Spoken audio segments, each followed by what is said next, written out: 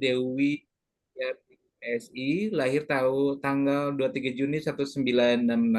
Beliau sudah menyelesaikan pendidikan S1 di Fakultas Psikologi Universitas Indonesia pada tahun 1992 dan saat ini beliau bekerja sebagai Wakil Ketua Asosiasi Meditasi Aushad Yoga Indonesia, kemudian juga sebagai pendamping klien penyembuhan masalah kejiwaan dan mental, dan juga sebagai fasilitator dalam implementasi penerapan bidang pelatihan. Selain itu, beliau juga sebagai trainer, pengajar pelatihan maupun fasilitator. Kemudian juga beliau juga sebagai pengajar di beberapa perusahaan maupun konsultan SDM. Jadi cukup banyak sekali ya tempat beliau menjadi pengajar maupun konsultan SDM. Beliau juga sebagai konseling, kemudian juga sebagai asesor ya. Jadi cukup banyak sekali pekerjaan yang beliau lakukan ya dari Ibu Dr. Ande Dewi Jeniati PSI. Dan Ibu Dewi waktunya 45 menit, pada Ibu dipersilakan. Ya, sekali lagi terima kasih Mas Nuril ya. Dan juga terima kasih kepada Fikti yang telah mengundang Anan Asram untuk bisa berbagi dalam forum ini yang luar biasa. Salam hormat untuk eh, Pak Hilman tadi ya, dan juga tentu nanti dengan Dr. Willy. Dan juga salam hormat Pak Mertade. Sama-sama. Saya sudah dengar nama Pak Mertade dari dulu, tapi baru kali ini bisa bertatapan muka ya, meskipun lewat Zoom ya Pak ya. Terima kasih Bu Dewi. Ya, dan penjelasan Bapak luar biasa sekali karena memang itulah yang terkait dengan psikologi manusia ya Pak ya, kalau dijelaskan lebih lanjut. Oke, tapi mohon izin sebelum saya mulai mungkin bercerita, mohon izin untuk bisa membacakan atau mengaturkan doa yang meneruskan tradisi dari guru kami, Bapak Anand Krishna di Anan Ashram ya. Izinkan saya bacakan doa ini, pertama dalam bahasa Sanskritnya. Om Sahana Wawatu Sahana Bunaktu Sahawiryam Karawawahai Tejaswina Waditamastu Mawitwishawahai Om Shanti Shanti Shanti, yang artinya dalam bahasa Indonesia, Bapak Ibu sekalian, teman-teman, mari kita belajar bersama, saling berbagi, saling mengisi, saling berdiskusi bersama, dan dengan sepenuh tenaga atau sekuat tenaga menerapkan hal yang baik dalam diskusi ini di kehidupan sehari-hari. Dan tentunya dalam proses belajar ini, semoga tidak terjadi kesalahpahaman di antara kita, dan kalaupun terjadi, semoga kita bisa saling memaafkan. Damai, damai, damai. Baik, Bapak Ibu sekalian, saya sepertinya ingin melanjutkan nih dari tadi Pak Mertaade gitu ya, tentang konsep bagaimana menjadi sehat. Tapi sebelumnya izinkan boleh Mas Nurul saya cerita dulu memperkenalkan diri saya ya. Kan kalau tadi, Boleh Ibu, mangga. iya, Silakan. suara saya cukup jelas ya. Jelas sekali. Kan katanya kalau nggak kenal maka tak sayang ya Pak Ya, Mertade ya. betul. Jadi ya, saya ingin menjelaskan sedikit latar belakang kenapa saya akhirnya terjun dalam dunia artinya kegiatan meditasi ini. Jadi itu sebetulnya psikolog, Mas. Jadi memang latar belakang saya adalah seorang psikolog dan juga praktisi yoga dan meditasi. Jadi sedikit cerita awalnya kenapa saya akhirnya bertemu ini sebetulnya adalah dari kegelisahan saya juga, Bapak. Karena memang psikologi kan sudah menjelaskan juga ya bagaimana sebetulnya konsep yang terjadi. Tapi setelah itu para psikolog kan misalnya tentunya menjelaskan kenapa yang terjadi dan setelah itu memberikan advice ya. Berguna gitu, tapi memang agak lama ya Pak Mertade ya. Jadi makanya Pak Mertade juga memberikan bali usada juga gitu. Tapi sebagai yang langkah artinya akhir mendorong saya adalah kejadian yang cukup Bapak tadi bilang ada traumatis, yaitu saya kematian kakak saya yang mendadak ya. Jadi 1 bulan kakak saya itu mendapatkan kecelakaan tiba-tiba, harus di rumah sakit dirawat dengan cukup parah, artinya secara keadaan otaknya dan akhirnya harus meninggal. Di situ Pak yang membuat saya tiba-tiba tergelitik atau bukan tergelitik apa ya, hook ya bahwa apa sih sebetulnya makna kehidupan gitu. Jadi kalau misalnya orang udah lahir tuh harus mati, jadi buat apa kita hidup? Jadi gitu awalnya, memicu kenapa saya akhirnya mencari sesuatu yang bisa menjawab pertanyaan saya. Sebetulnya makna hidup kita ini apa sih? Gitu ceritanya ya. Karena waktu itu keadaan meninggal itu dan saya cerita singkatnya adalah saya sebagai anak tertua, saya harus segera bangkit, meredam, sehingga nggak ada waktu saya untuk bersedih. Tadi Pak Martada udah bilang bahwa apapun terjadi di pikiran itu akan mengenai fisik, betul Pak ya. Psikologi pun sudah mengiyakan, bahkan kedokteran juga mohon izin para dokter di sini ya. Ada para dokter mengatakan 95% sekarang Pak Martada sudah diakui semua yang terjadi di fisik kita itu akibat dari pikiran kita. Jadi keadaan emosi yang tadi dijelaskan dipendam, tidak mempunyai waktu karena saya harus segera bangkit sebagai anak nomor 2 menjadi anak tertua, mengatasi semuanya dan harus melupakan itu semuanya dengan segera. Ternyata ada emosi-emosi yang terpendam tadi ya di dalam diri kita yang kita tidak bisa akomodir dan akhirnya muncullah dalam bentuk sakit di fisik ya. Karena mereka kan emang selalu mencari jalan untuk keluar. Ketika kita tidak berikan tempat, dia akan mengenai bagian tubuh kita yang lemah. Dari situ mulailah muncul Pak, yang miom, kista ya di badan saya gitu. Dan sampai dioperasi, operasi pertama, ya, lalu munculnya lebih lebih cepat, operasi kedua lebih cepat lagi seperti itu. Sampai akhirnya udah semakin besar, saya tidak lagi mau melakukan itu. Karena di dalam perjalanan saya itu tahun 98, saya bertemu dengan puji Tuhan ya, alhamdulillah, bertemu dengan Bapak Anand Krishna, ya saya masuk ke Anand Ashram, dan di situ saya diberikan metode yang membuat saya, yang tadi Pak Merta Ade sudah ceritakan, bagaimana melepaskan semua trauma itu. Dan ternyata betul, tubuh bereaksi dengan sendirinya.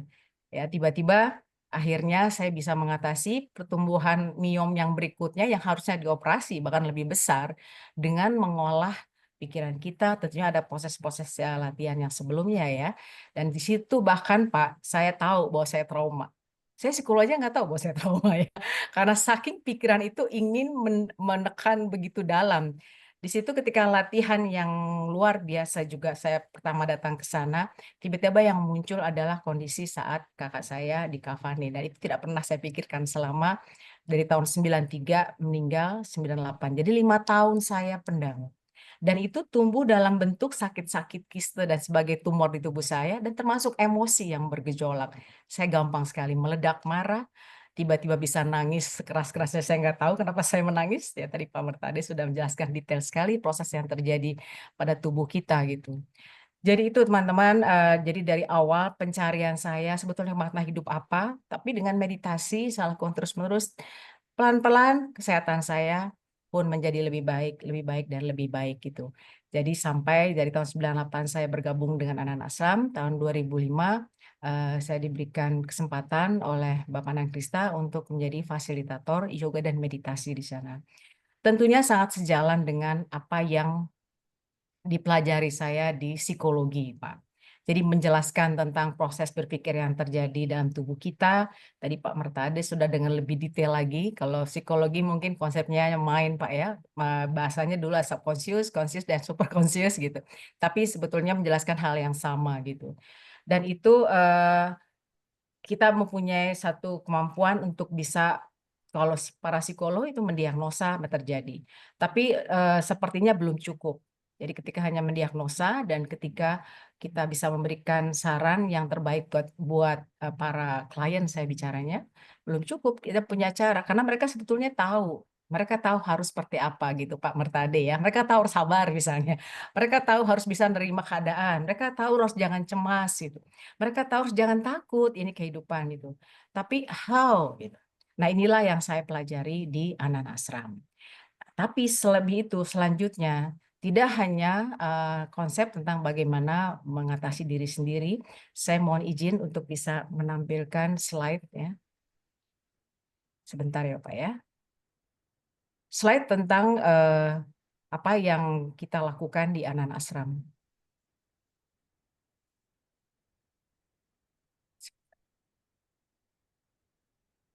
Ya. Jadi tema hari ini meditation for health ya, kita sekarang semua mengakui sekarang bahkan para psikolog Pak Mertade sudah menganjurkan kalau misalnya kita sedang konsultasi dan sebagainya bermeditasi lah kayak gitu. Jadi yang dulunya agak sulit diterima ya Pak ya. Jadi Pak Anand dari udah 35 tahun, beliau dari tahun 91 istilahnya membenarkan dengan meditasi itu sulit sekali, pasti juga Pak Martade juga mengalami hal yang sama. Dan akhirnya sekarang dunia sudah mengakui, sudah memberikan canangkan Hari Meditasi Sedunia. Nah, konsepnya mungkin yang saya ingin bagikan juga pada Bapak Ibu semua di sini adalah di Anand Ashram itu memang meditasi ya. Jadi kami percaya bahwa meditasi itu tidak bisa memang dipisahkan dengan yoga, Pak. Jadi di Anand Ashram itu dilakukan namanya pendekatan secara holistik. Jadi yoga dan meditasi itu dilakukan bersama karena memang meditasi itu sendiri adalah bagian dari yoga. Nanti saya akan jelaskan lebih detail lagi apa saja istilahnya limbs ataupun bagian-bagian dari yoga itu sendiri. Kenapa? Karena yoga yang kita anut adalah dia adalah as a way of life. Jadi bagian dari kehidupan kita. Nah, mungkin Bapak Ibu sekalian di sini tahu bahwa pikir yoga itu ya adalah olahraga, betul ya? Jadi dibilang yoga itu olahraga.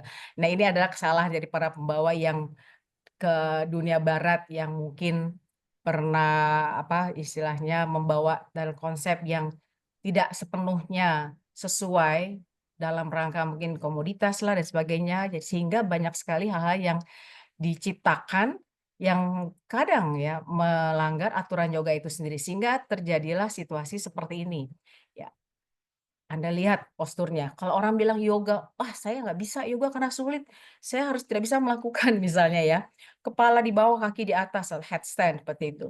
Sehingga sampai muncul penelitian nih, ya ketika dilakukan di barat dan banyak sekali dampak yang terjadi ya karena pemahaman yang salah tentang yoga itu sendiri. Tahun 2009 ya di New York City tim itu di Columbia University College and Vision itu the Surgeon dia akhirnya mempublish suatu penelitian yang melibatkan para dokter, terapis dan juga teachers ya. Mereka mengumpulkan apa dampaknya dari melakukan yoga yang dari satu sisi dibilang olahraga aja itu udah salah gitu ya. Jadi olahraga dibilang yang berbahaya. Mereka banyak yang mendapatkan cedera ya di lower back ya dan juga ada di bahu, di lutut dan sebagainya, di leher dan sebagainya, bahkan sampai ada yang stroke gitu ya. Itu tadi, karena yoga dianggap adalah satu hanya gerakan saja dan bahkan dianggap olahraga itu, karena kepentingan komoditas tadi. Jadi sudah melenceng jauh dari apa yang sebetulnya kita tahu. Teman-teman di sini mungkin tahu ya kalau udah bicara yoga di luar sana, tapi saya juga yakin para praktisi yoga di sini juga punya pemahaman yang lebih tentang yoga itu sendiri. Jadi ini sekilas saya ingin jelaskan terjadi di luar. Oleh karena itu sebetulnya kita ingin memperkenalkan kembali bahwa yoga ini sebetulnya warisan indah dari peradaban Sunda Sindu ya, yang terdiri dari ada Sintu, ya Indo, Indis ya, sebutannya Hindia dan India. Itu yang setidaknya telah ada sejak 9.000 sebelum Masehi. Ini saya ambil dari penelitian dari Bapak Anand Krishna yang beliau temukan ya, banyak sekali tentunya pendapat-pendapat lain ya, bisa bermacam-macam. Di situ dikatakan yoga lebih dari sekedar postur fisik atau asana dan latihan pernapasan, pranayama semata, tapi merupakan sebuah sistem lengkap yang holistik untuk pemberdayaan diri dan total well-being. Di mana asana dan pranayama itu adalah bagian saja. Jadi dengan kata lain yoga adalah gaya hidup. Ini terkait dengan tentunya tema kita meditation for health. Kesehatan ini betul-betul harus dipandang secara holistik. Jadi tidak hanya dalam satu sisi saja. Nah, jadi Bapak Ibu sekalian, bahwa negara kita adalah sebetulnya bagian dari peradaban Sunda Sindu yang terbentang di antara Afghanistan sampai Australia. Itu Bapak Nagisa sudah menjelaskan dalam buku Sundaland juga bahwa kita adalah satu peradaban. Jadi yoga ini sendiri bukan dibawa dari India, tapi sudah ada di Indonesia, di Nusantara. Di seluruh daerah yang dilewati oleh peradaban itu memiliki filsafat yoga ini, atau yang kita sebut sebetulnya adalah sebuah gaya hidup. Nah, ini yang saya ingin ajak Bapak Ibu sekalian untuk bisa melihat lebih jauh. Nah, di sini di Anand Ashram sendiri itu mengambil model adalah sebagai Bhagavad Gita dan Yoga Sutra Patanjali. Jadi seluruh referensi ya tentang kegiatan yang ada ini berpatokan juga dari pegawai kita dan Yoga Sutra Panjang. Tidak ada kaitannya pastinya dengan agama tertentu, tapi kita tahu bahwa banyak sekali pengetahuan ilmu tentang kehidupan ada di dua kitab ini. Dan saya beruntung Pak Anan Krisna menerjemahkan kembali buku ini dengan kata-kata atau bahasa yang bisa saya mengerti, sehingga saya bisa lebih paham tentang isi dari Bhagavad Gita dan Yoga Sutra Patanjali itu sendiri. Oke, saya akan teruskan ya, karena di dalam Bhagavad Gita itu dibilang ada 4 catur yoga. Tujuannya adalah bahwa dikatakan ada bahasa Sanskritnya, ia yang telah meraih kesadaran atau ia hidup berkesadaran dalam keseimbangan diri, sesungguhnya telah terbebaskan dari konsekuensi baik buruk atas segala perbuatannya di dunia ini. Sebab itu lakonilah yoga. Yoga adalah yang membuat seorang pelaku menjadi terampil, efisien, dan segala pekerjaannya. Jadi Bapak Ibu sekalian, tadi Pak Merta Ade sudah menjelaskan apa yang terjadi di fisik kita, di tubuh kita, ya. Dan sekarang saya ingin juga melihat dari point of view yang lain, Bang, untuk bisa melihat dari sisi yang lebih luas lagi. Secara fisik tadi Pak Marta Ade sepakat ya dengan proses psikologi yang terjadi juga dalam tubuh kita. Tapi ada cara point of view juga yang akan mungkin bisa membantu ya, dan maka tadi saya bilang melanjutkan penjelasan dari Pak Marta Ade bahwa di dalam pemahaman ini di Bhagavad Gita dikatakan ada 4 kelompok yoga yang mungkin bisa kita pahami agar kita bisa pahami dalam arti kita bisa konteksnya kaitkan dengan kehidupan sehari-hari yang mungkin bisa membantu pada akhirnya kesehatan itu sendiri. Pastinya kesehatan mental dan tentunya kesehatan secara tubuh. Nah, ada 4 catur yoga. Yang pertama itu namanya Jnana Yoga, yaitu melakoni yoga dengan cara mengembangkan ilmu pengetahuan tentang jati diri sejati. Nah, ini juga tadi Pak Mertade sudah sebutkan. Kita memahami tentang diri kita seperti apa. Jadi kita mencari tahu ya, mengembangkan seluruh kemampuan kita untuk mencari ilmu, mencari pemahaman yang lebih luas. Ini dinamakan Jnana Yoga. Pak Anand Krishna sudah mengarang lebih dari 200 buku yang tentu untuk memenuhi kebutuhan saya dan teman-teman di Anak Asam tentang pengetahuan yang akan membantu tentunya kesadaran kita agar kita bisa mengenali jati diri sejati kita. Nah, ini namanya Jnana Yoga. Lalu yang kedua adalah Bhakti Yoga. Melakoni yoga dengan cara persembahan diri total dan pasrah pada kehendak Tuhan. Jadi teman-teman lihat bahwa yoga yang saya sebutkan sekarang ini bukanlah postur, tapi adalah way of life ya. Saya kembalikan lagi makna dari yang kami pahami di sini. Jadi juga bakti yoga yang kita lakukan lewat apa? Lewat musik. Musik yang bisa menenangkan gelombang otak. Tadi Pak Mertade juga sudah singgung ya. Gelombang otak menjadi lebih tenang. Tentunya musiknya yang membantu kita jenis-jenis musik tertentu ya yang dimainkan dalam apa kita meditasi atau kita dalam berkegiatan gitu. Dan ada lagu-lagu yang isinya puji-pujian ya, persembahan tentu kepada Ia yang Maha Esa. Nah, dengan cara itu juga membantu tadi Pak Bapak bilang rasa kita berkembang. Ketika rasa berkembang ada cinta kasih yang muncul ya. Dan itu kita merasakan namanya kedamaian, kebersamaan dengan sesama. Nah, ini namanya Bhakti Yoga. Lalu yang berikutnya adalah karma yoga, yaitu melakoni yoga dengan cara berkarya demi kesejahteraan dunia tanpa mengharapkan imbalan. Jadi salah satunya juga yang unsur untuk kita menjadi sehat adalah ketika melakukan yoga ini gitu, Bapak Ibu sekalian. Jadi bagaimana kita tidak hanya mementingkan diri sendiri, tapi bagaimana kita bisa melayani orang lain. Itu namanya karma yoga tanpa mengharapkan imbalan gitu ya. Bentuknya mungkin pasti teman-teman juga sering melakukan yaitu bentuk pelayanan.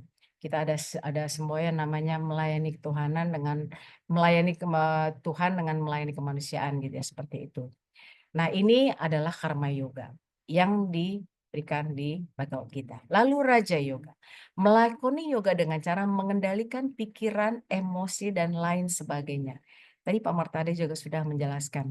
Nah, ini ada latihan-latihan bagaimana kita diarahkan untuk bisa tadinya pastinya membuang segala trauma, mengarahkan seluruh kepada ke arah yang positif, kita sebut tidak hanya positive thinking, tapi sikap positif. Karena kalau hanya positive thinking, berarti kita hanya fokus pada positif, padahal yang negatif itu juga ada. Bagaimana kita bisa mengarahkan diri kita untuk arah yang positif, tapi juga kita bisa menerima hal yang negatif dalam hidup kita, dan merubahnya menjadi hal positif ya. Hati kita menerima, tidak kita ignore atau kita denial. Nah, inilah sebetulnya model dari Anak Nasram yang dijalankan keseluruhannya.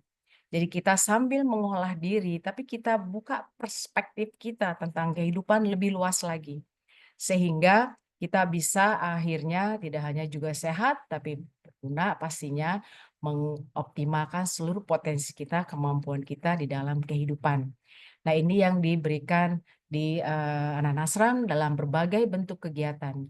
Jadi latihan-latihan meditasi ada di Raja Yoga. Ya, itu yang kita lakukan terus-menerus untuk bisa mengalihkan diri kita ke arah yang akhirnya tadi dibilang mengembangkan cinta kasih yang artinya bermanfaat untuk sesama. Nah, itu Bapak Ibu sekalian konsep dari tentunya pemahaman kita kesehatan secara holistik, bahwa kita harus membuka perspektif kita dengan lebih luas lagi. Jadi kalau di Bhagavad kita disimpulkan adalah seperti ini, pengetahuan atau cenana tentang jati diri sejati akan membuat kita sadar akan perlunya berkarya demi kebaikan setiap orang, tanpa mengharapkan imbalan, dengan selalu mengingat bahwa Sang Jiwa Agung ya, Tuhan Yang Maha Esa itu yang satu dan sama berada di mana-mana. Itulah yang dikembangkan lewat bakti. Dan kesadaran semacam ini dapat membuat hidup kita tenang, emosi, serta pikiran kita terkendali. Jadi Raja Yoga. Nah, itu yang kalau saya lanjutkan lagi penjelasan dari Pak Merta Ade tadi dengan tambahan lagi secara luasnya adalah seperti itu gitu ya. Jadi kita bisa mendapatkan pikiran kita yang tenang. Jadi konsep yang kita berusaha tentunya teman-teman, bagaimana kita tidak bisa menghindari kehidupan itu sendiri, tapi bagaimana kita bisa merubah diri kita agar kita tidak terlalu terdampak pada apapun hal yang pasti terjadi. Di psikologi saya sudah mendapatkan tentunya pemahaman itu ilmu tentang hal tersebut gitu. Kita memang harus katanya jangan stres ya, tidak Pak Martadi pasti setuju. Kita tidak bisa menghindari stres, tapi bagaimana mengolah stres itu sendiri dan yang penting juga bagaimana menggunakan bahkan stres itu bisa untuk membuat kita berkarya lebih jauh. Dengan pemahaman 4 catur yoga ini ya, karena kita melengkapi diri kita dengan kemampuan-kemampuan tadi, kita akan mudah sekali tentunya tidak terlalu terdampak pada apa yang ada di dalam kehidupan kita ya. Kita punya pemahaman yang lebih, pengetahuan yang lebih tadi Janana Yoga ya. Kita mengembangkan rasa sehingga cinta kasih muncul, kita akan menjadi tenang dan damai. Lalu kita juga merasakan kebahagiaan yang ketika kita melakukan atau melayani satu dengan orang lain. Nah, 4 unsur inilah yang terus-menerus kita lakukan. Dengan cara itu insya Allah ya kita bisa mendapatkan pastinya kesehatan. Karena sehat itu adalah bonus setelah seluruh aspek dalam kehidupan kita, kita olah dengan baik. Karena kita tidak bisa menghindari itu. Ini yang kita bilang adalah kesehatan secara holistik. Saya akan lanjut lagi, mohon izin ya. Jadi di dalam Bhagavad kita diberikan satu pemahaman yang secara luas, 4 catur yoga. Nah, di Patanjali atau diberikan lagi teknik praktisnya, lebih detail lagi beliau ya. Beliau mengenakan istilah Astanga Yoga, yaitu 8 bagian yoga menurut Yoga Sutra Patanjali.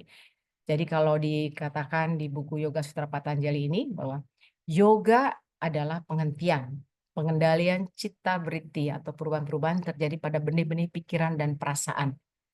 Nah, jadi kalau di psikologi awalnya orang menjadi stres dan sebagainya adalah karena memang pikiran kita tuh sangat liar ya, jadi tidak terkendali. Oleh karena itu namanya dibilang dikendalikan. Tentunya iya lewat latihan-latihan yang ada. Tapi konsepnya adalah seperti ini. Kalau kita bisa mengendalikan pikiran kita, maka dampak-dampak yang sekarang negatif terhadap tubuh akan bisa kita juga kendalikan atau kita olah. Dan bahkan kita rubah menjadi energi yang bisa membangun kita. Jadi kalau dibilang yoga itu adalah disiplin, itulah yoga. Jadi bukan hanya sekedar gerakan.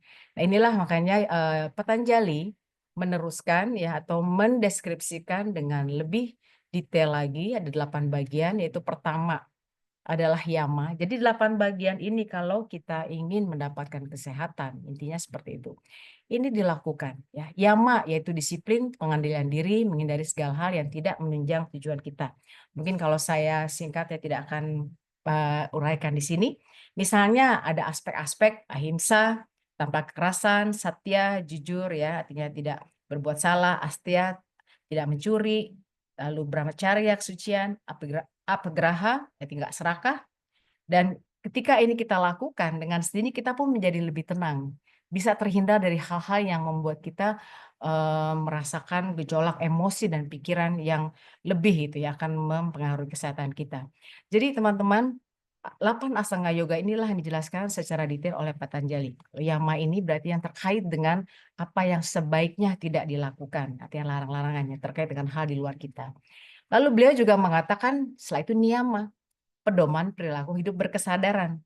Jadi kita pun mengatur itu semua, yaitu misalnya kita menjaga saucha, kemurnian, ya tadi Pak tadi juga sudah menyinggung bagaimana kita selalu mengarahkan pada hal yang baik dalam pikiran kita. Lalu ada santosa, rasa puas, rasa syukur ya dengan keadaan sebagaimana adanya gitu. Masih ingat orang bilang bersyukur gitu sehingga kau bisa merasakan kebahagiaannya. Terus optimis pada diri sendiri. Lalu ada tapas, tekun, ya gigih, sederhana. Lalu ada swadaya, studi tentang berbagai pengetahuan yang terkait dengan bagaimana kita bisa mengenali diri sendiri, introspeksi. Lalu Iswara Pranida, kontemplasi terhadap Iswara atau Tuhan, Brahman, diri sejati. Nah ini niyama. Jadi kalau yama terkait dengan larangan yang ada di luar, lalu niyama itu bagaimana kita menjaga diri kita, mengolahnya menjadi lebih baik untuk bisa mendapatkan tujuan kita itu tadi. Lalu yang berikutnya asanas, postur tubuh untuk memperbaiki sikap hidup. Nah ini yang kita tahu, orang tahu yoga itu sebetulnya asanas saja, tapi sebetulnya tidak. Berikutnya adalah pranayama, pernapasan. Tadi Pak Mertade juga sudah menyinggung. Kita memang perlu mengkoneksikan dengan pernapasan itu sendiri, yaitu aliran energi ya yang masuk dan keluar melewati tubuh kita. Nah ini kita kendalikan lewat pengendalian nafas. Lalu juga pratihara, menarik diri dari segala godaan. Jadi aspek ini sebetulnya transisi. Setelah kita mengolah semua yang ada di luar itu tadi, kita bisa disiplin, kita bisa mengendalikan itu semua, kita akan mudah sekali masuk ke dalam yang berikutnya. Jadi pratihara ini adalah menarik diri dari segala godaan, menutup bukan mata fisik ya, tapi menutup kesadaran dari segala stimuli sensori di luar yang hanya mungkin membawa kita pada persoalan apakah stres atau jadi putus asa, jadi frustasi yang tadi juga sudah disebutkan, hal-hal yang negatif dalam diri kita. Agar kita bisa masuk ke dalam yang namanya dharana. Ini fokus atau kontemplasi. Tadi konsentrasi, Pak Made juga sudah tadi sudah menyinggung juga. Di sini kalau pemahaman saya atau kami adalah ini mungkin yang namanya mindfulness. Jadi kita fokus konsentrasi pada suatu keadaan. Ya, kita bisa merasakan itu dengan keseluruhan yang ada gitu ya. Tapi kita tidak berhenti di situ. Kita harus meningkatkan diri lagi menjadi namanya dhyana, meditasi. Jadi beyond mindfulness. Mungkin kalau saya contohkan seperti hanya ketika kita belajar mobil, kita fokus hanya pada setir kita ya dan juga kendaraan jalannya, lalu koplingnya gimana gitu. Itu konsentrasi. Kita harus mindfulness di situ. Tapi ketika kita sudah pandai, kita sudah bisa justru beyond mindfulness, bisa melihat keadaan keseluruhan dengan fokus yang menyebar, tapi kita sadar. Itu yang bahasanya mungkin konsepnya adalah awareness. Keadaan yang aware terhadap seluruh keadaan di sekitar kita. Jadi tidak hanya satu objek saja. Dan setelah itulah baru kita bisa masuk kepada yang namanya samadhi, keseimbangan diri. Nah teman-teman, konsep inilah yang kalau kita jalankan ya, mau tidak mau seperti yang tadi secara psikologis kita sudah mengerti konsep yang terjadi di dalam manusia, lalu kita lakukan meditasi. Dan aspek-aspek yang detail yang dijabarkan oleh Patanjali ini membantu kita untuk kita masuk dengan lebih mudah keadaan yang tadi sudah kita bahas bersama. Itu adalah alat-alatnya. Jadi kalau saya itu sekilas tentang konsep dari yoga itu sendiri, ya jadi kalau mungkin saya ulangi ya bahwa Astanga Yoga ini, guru saya menjelaskan, adalah satu bagian yang tidak bisa terpisahkan satu sama lain, 1-8. Apapun yang kita pegang, pasti akan mencakup semuanya. Jadi kalau kita meditasi, kita pasti akan nantinya menjadi orang yang tidak menyakiti orang lain ya. Yama ya, juga niyama, kita jaga kebersihan diri. Jadi unsur ini memang tidak akan terpisahkan. Oleh sebab itulah konsepnya, maka tadi saya bilang bahwa meditasi dan yoga itu adalah satu kesatuan yang tidak bisa kita pisahkan satu sama lain. Agar apa? Setelah kita mengatasi persoalan kita secara pribadi, kita akan terus bertumbuh dan bisa mengerti, memperluas kesadaran kita lebih luas lagi, dan bisa terus akhirnya mencapai pastinya tujuan hidup kita bersama, yaitu menjadi insan yang bahagia. Dan nggak cuma itu, eh, guru saya juga mengatakan bahwa sebetulnya semua yang kita lakukan ini, pemahaman kita lakukan adalah bagaimana menumbuhkan kemanusiaan dalam diri kita. Dan akhirnya kita bisa berperan dalam kehidupan itu sendiri. Jadi bukan tidak hanya untuk diri kita sendiri. Bagaimana untuk kebersamaan umat manusia atau loka samgraha. Nah, itulah konsep yang diberikan di Anand Ashram. Jadi seluruh konsep yoga tadi ada Jnana Yoga, Bhakti Yoga, ya, lalu juga ada Raja Yoga dan Karma Yoga itu diberikan seutuhnya. Sehingga kita bisa mencapai yang namanya kesehatan secara holistik. Tidak hanya terpaku pada satu keadaan. Begitu, Bapak Ibu sekalian. Nah, saya sedikit menjelaskan tentang asana dan yoga. Asana ini bukan yoga, saya ingatkan kembali. Dan jadi sebetulnya asana itu adalah postur yang tegak, mantap, nyaman, dan mudah. Itu asana. Di mana kita, Bapak Ibu sekalian yang praktisi yoga pasti tahu ya, kita mempertahankan satu postur sejenak sehingga postur yang terakhir itu akan bisa mempengaruhi sistem saraf kita. Jadi pikiran mempengaruhi tubuh, lalu tubuh juga akan pengaruhi pikiran kita. Itulah konsep yoga dan meditasi yang akan selalu berkesinambungan. Dan tentunya sebagian besar postur asana ini sesungguhnya adalah bagian dari hatha yoga. Yang dimaksudkan itu gerakan yang menyeimbangkan unsur matahari dan bulan kita.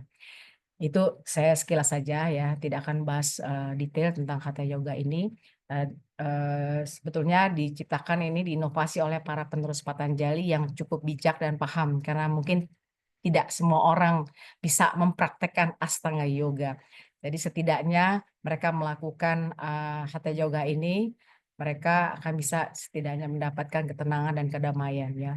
Jadi mereka juga menginginkan, sebetulnya mereka menginginkan hal itu, tapi kalau belum tercapai semuanya, setidaknya sudah memulai dengan melakukan yoga, akhirnya mendapatkan ketenangan dan kedamaian.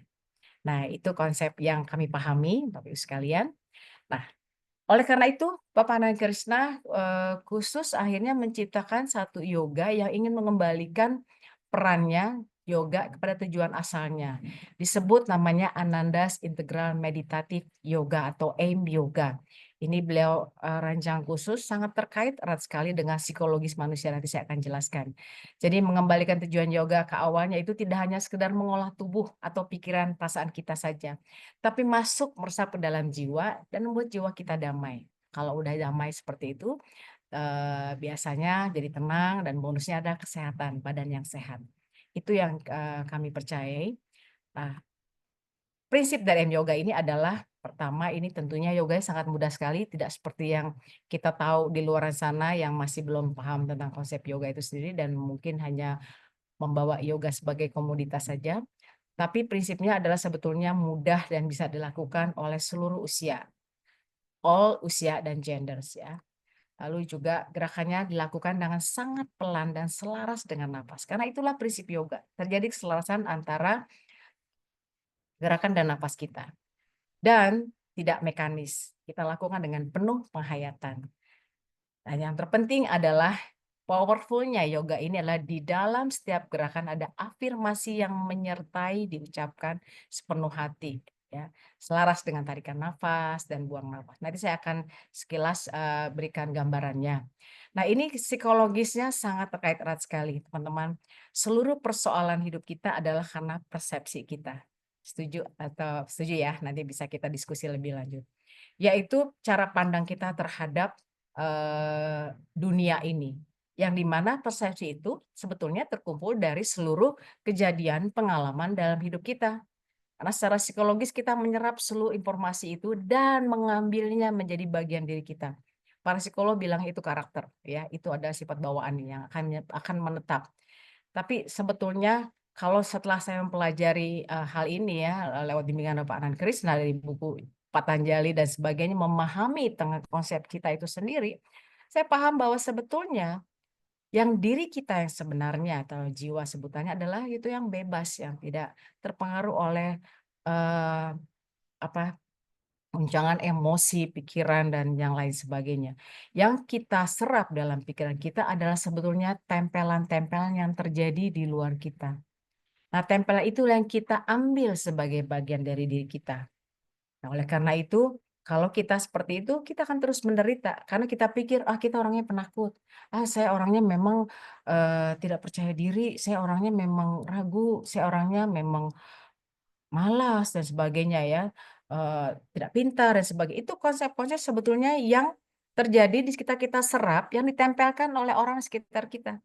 Saya nggak bilang siapapun ya, artinya orang, ya bisa orang tua, bisa saudara, bisa lingkungan, bisa tempat kerja dan sebagainya. Seluruh kejadian yang ada itu kita serap, kita anggap itu adalah diri kita. Nah, inilah menjadi akar awal persoalan penyakit-penyakit secara psikologis, Bapak Ibu sekalian. Jadi mindset kita, persepsi itu membentuk mindset kita, cara pandang kita terhadap dunia. Apa yang terjadi di luar sebetulnya netral, tapi itu menjadi sesuatu yang matter karena kita punya referensinya yang namanya persepsi atau mindset. Hasil dari bentukan yang terjadi dalam kehidupan kita. Nah, kalau kita balikan kembali tentang kehidupan, betapa beruntungnya orang, masalahnya tidak seluruhnya keadaan atau kondisi yang dari luar itu baik. Ada juga kebanyakan yang tidak baik tadi Pak Merta Ade bilang. Dan biasanya yang kita ingat itulah hal-hal yang tidak menyenangkan atau yang membekas secara emosi dalam diri kita. Dan masalahnya adalah seluruh apa yang kita pikirkan, kita rasakan, kita ucapkan, bahkan kita lakukan dan keputusan kita based on that. Tadi bahasanya Pak Ahmad tadi alam bawah sadar ya. Di psikologi namanya subconscious, tapi sebetulnya semua itu adalah memori kita.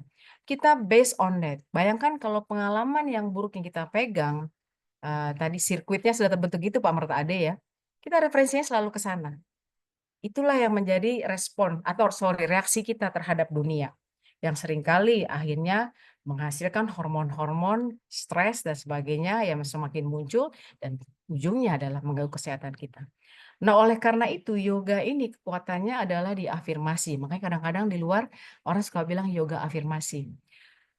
Bagaimana kita mereprogram kembali mindset kita atau persepsi kita terhadap dunia yang sudah terbentuk dari hasil pengalaman.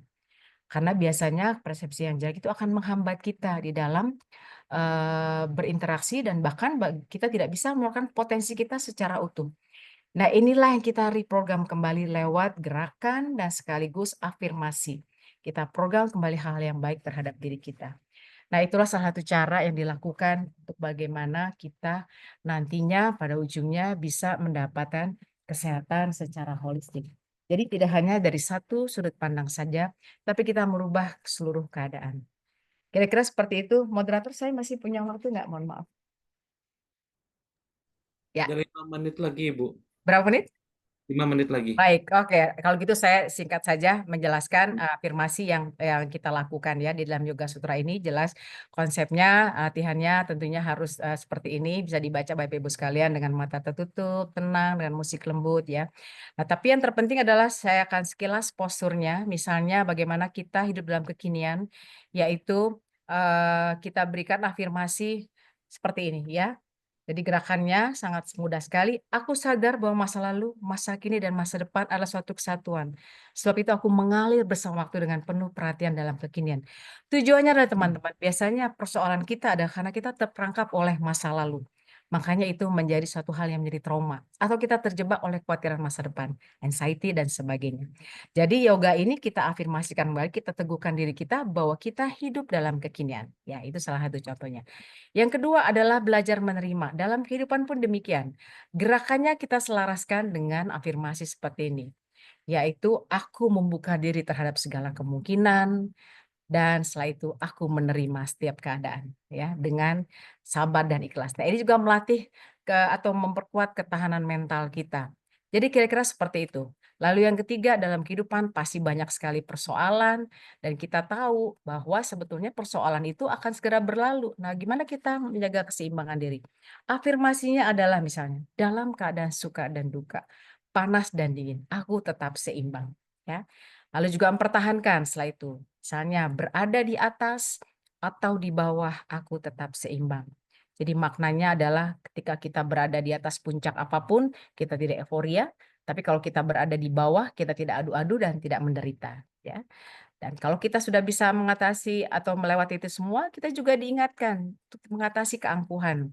Jadi gerakannya pasti selaras, tarik nafas, buang nafas. Afirmasinya adalah, seberapapun tinggi sepak terjangku, kakiku masih tetap berpijak di atas bumi. Nah, ini menghindari keangkuhan. Kita tahu keangkuhan juga salah satu sumber penyakit dalam psikologis juga ya, akan berdampak buruk. Nah, yang tadi yang Pak Mertade juga sebutkan bagaimana mengembangkan kasih. Kita pun lakukan, kita visualisasikan, afirmasikan dengan kata-kata seperti ini ya. Sebelumnya kita lakukan detox dulu dengan pernapasan, pranayam. Nah, afirmasinya adalah aku mencintai alam semesta sebagaimana aku mencintai diriku sendiri. Jadi ada gerakannya, bagaimana kita semakin menyadari bagian kecintaan kesehatan tubuh kita, terutama kita berterima kasih pada tubuh kita dan membuat mereka akhirnya juga sehat. Itu teman-teman ya, sampai akhirnya kemandirian, kita menyayangi tubuh dan akhirnya afirmasi yang paling utama pada akhirnya di puncak akhir dari latihan ini adalah kita canangkan atau kita program dalam diri kita, yaitu sekarang aku bebas dari segala rasa takut, cemas, gelisah, dan khawatir.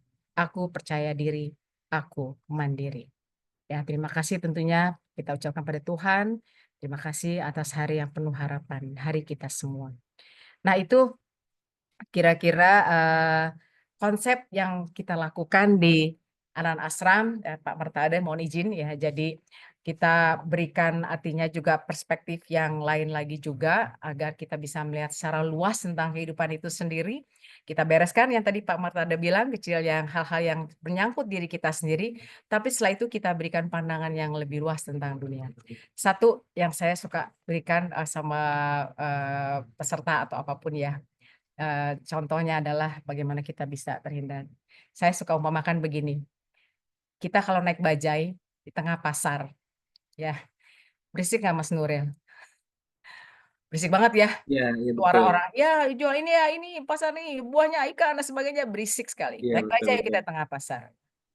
Nah, kita melewati pasar tuh naik bajai. Lalu kalau kita coba angkat ke atas, kita naik pesawat, lewatin pasar juga Mas Nuril. Kedengeran nggak Mas Nuril keberisikan? Enggak, cuman kedengar suara yang lain mungkin ya, Bu. Saya tanya pasar ya. Ya, pasarnya enggak. Suara pasar nggak kedengeran. Nah, itulah teman-teman konsep dari yang kita istilahnya Pak Panakris yang memperkenalkan bahwa mari kita selain memberesi kesehatan tubuh ini, tapi juga kita tingkatkan kesadaran kita, sehingga ketika kita merubah diri kita, meningkatkan kesadaran kita, apapun yang terjadi di luar yang tadinya berdampak besar pada kita, karena kita tidak bisa hindari ya, tapi kita bisa istilahnya tidak terlalu besar lagi terdampak. Dunia tetap seperti itu Mas Nuril ya, tapi kita sudah tidak terdampak lagi secara emosi dan kalau udah kayak gitu, insya Allah pastinya kesehatan juga akan kita bisa dapatkan. Itu aja, Amin. Amin. terima kasih Bapak Ibu sekalian, mohon maaf kalau kepanjangan, terima kasih, Pak Mertadi juga yang sudah mendengar